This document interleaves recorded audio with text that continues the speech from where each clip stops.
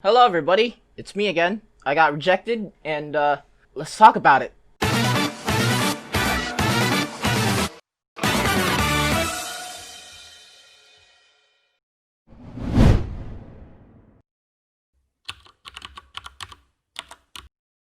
Welcome to venting number 2, where I talk about my chains and my permed hair. You know, 2020's been a shitty year. I wanted to close that year with a shitty event. Remember that one TikTok everyone's talking about? I mean, no one's talking about it, but, you know, I'll show it to you. Basically, the dude just says, oh my god!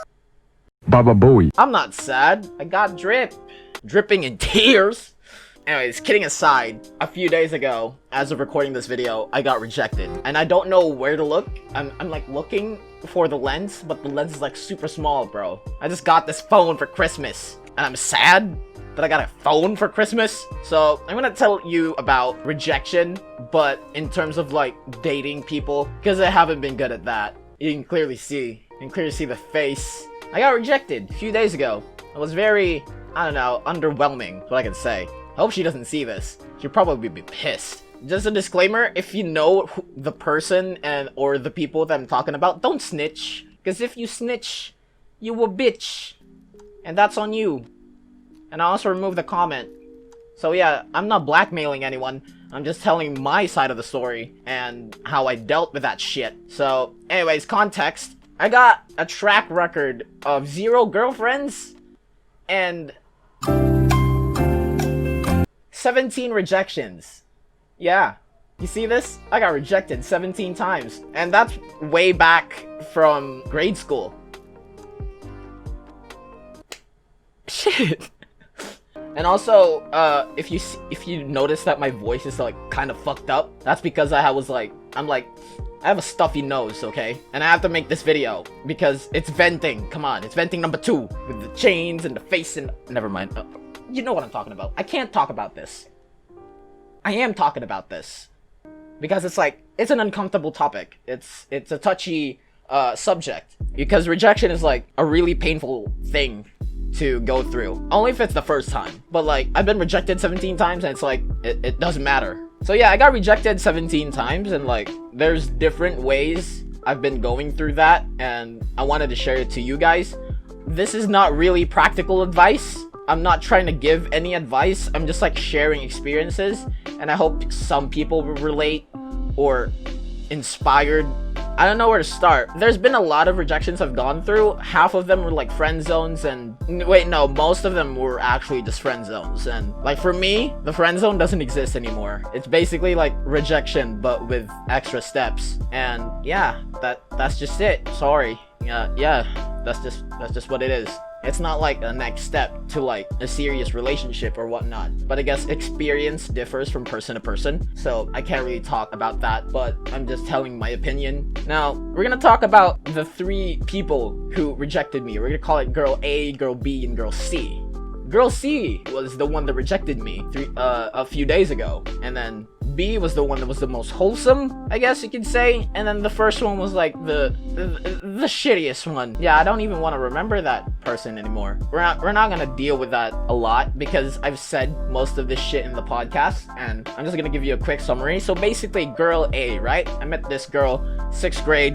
You know, I was a transfer student and, you know, it was going well. Then I met the girl and, you know, we had some fun times. We had some mostly bad times, right? I was really trying to shoot my shot. So I got rejected 5 times. I think she's doing well now that I left. I mean, she left me. Yeah, it was awkward. There was a lot of like rejections to that.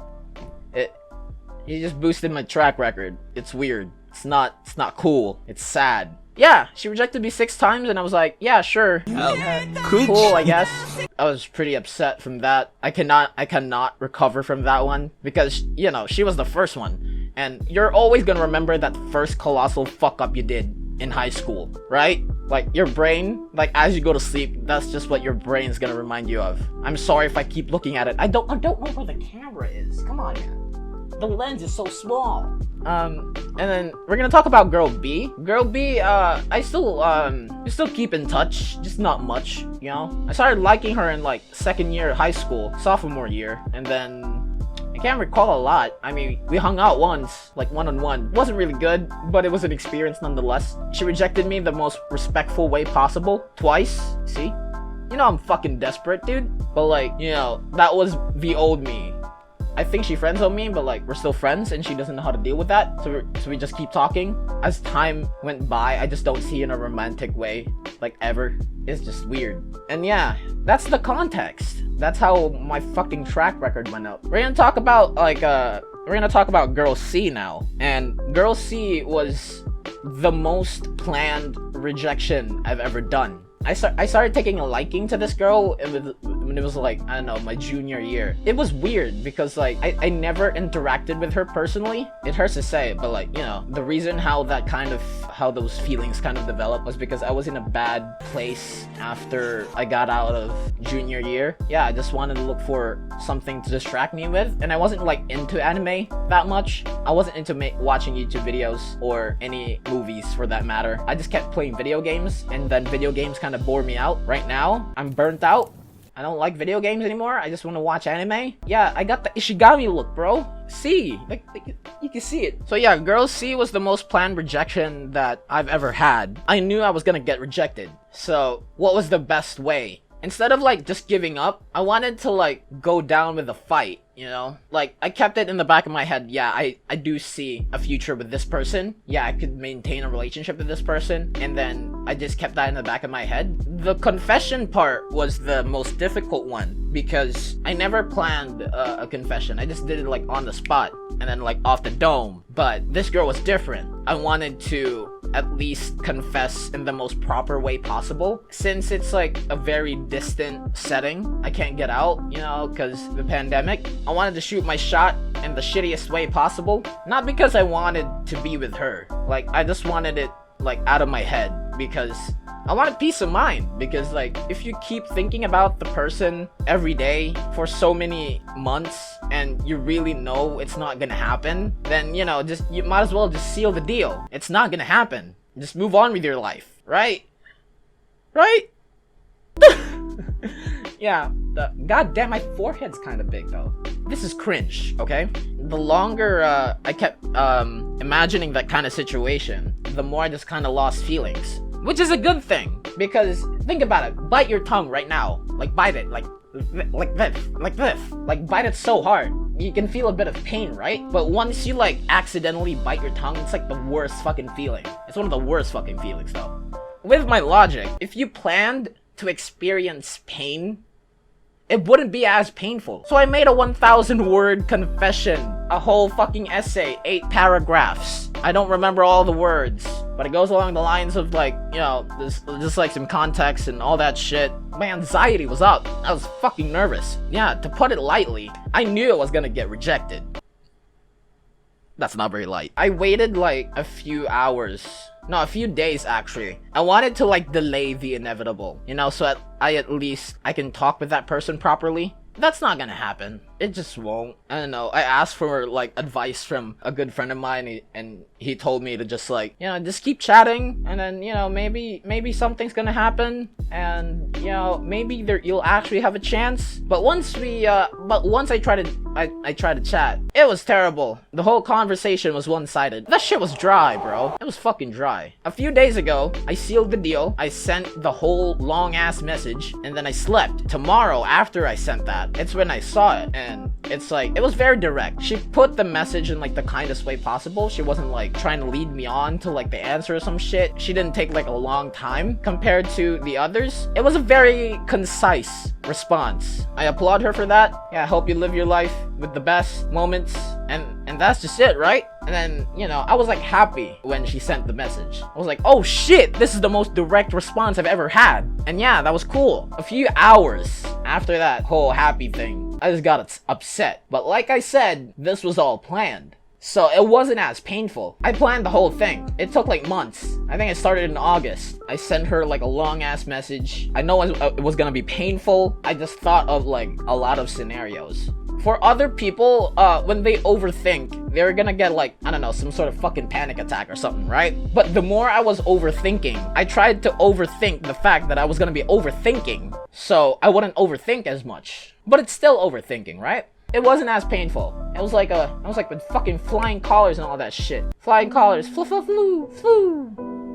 fireworks, flu. I wasn't like that, but you know, that's not the point. What's gonna happen after? I'm not really sure though. The reason why I was gonna like confess to her like really soon, I was gonna plan on confessing on like the time when like school ends and shit, just to like seal the deal at that time. But I wanted to do it earlier because there's no point trying to like get with a girl for like years knowing that you're just gonna transfer to another school. And yes, I am gonna transfer next school year. Yeah, that's the reason why I confess, because there's no point, right? Plus it's like I didn't confess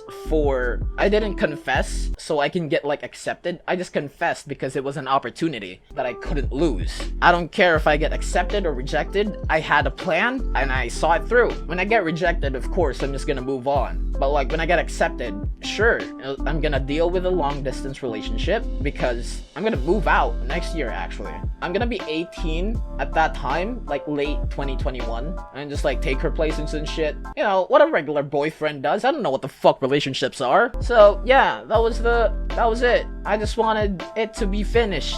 Yeah, that's the whole point. It's not gonna be like some kind of love story, fairy tale bullshit. Now let's talk about her response. She did mention that she likes someone else. I'm fine with that. There's always gonna be competition. But like, that's what I hate. It's competition. I can fight for a girl, you know?